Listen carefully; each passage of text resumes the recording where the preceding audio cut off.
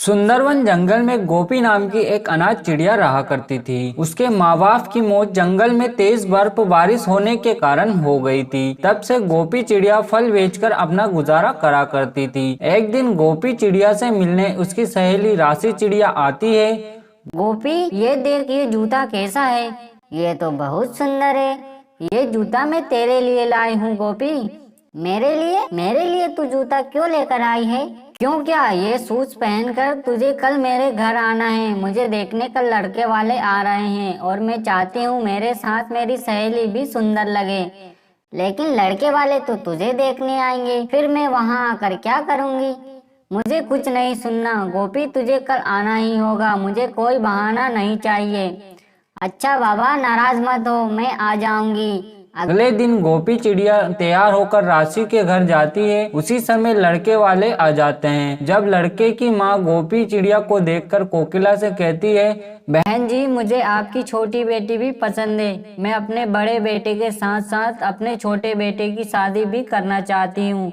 नहीं नहीं, आप गलत समझ रही हैं। यह मेरी बेटी की सहेली गोपी है। यह मेरी बेटी जैसी ही है, लेकिन ये बहुत ही अभागनी है। इसके माँ बाप की जान एक तेज तूफान ने ले ली। मैं गोपी को अलग ले जाकर अभी पूछती हूँ, क्या शादी के लिए तैयार है या नहीं?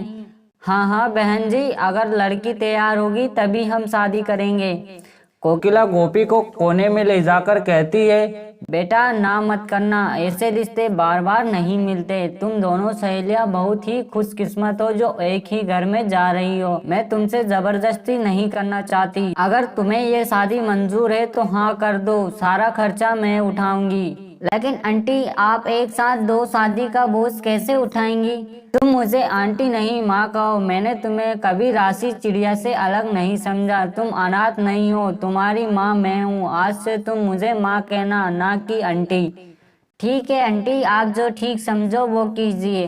तुमने मुझे फिर आंटी कहा? नहीं नहीं, अब मैं आपको फिर कभी आंटी नहीं कहूंगी। आप जाइए, लड़के वाले को मेरी तरफ से हाँ कह दीजिए। राशि चिड़िया और गोपी चिड़िया की शादी तय हो जाती है। शादी वाले दिन कन्यादान के समय गोपी को माँ बाप के बुलाते हैं। तब गोपी रोते हुए कहती है, पंडित जी, मेरे माँ बाप अब इस दुनिया में नहीं है। पता नहीं कौन मेरा कन्यादान करेगा।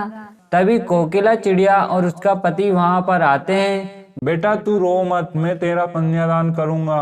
अंकल, क्या मैं आपको पापा बुला सकती हूँ? हाँ हाँ बेटा, मैं तेरा पापा ही हूँ, तुम मुझे पापा कह सकती हो।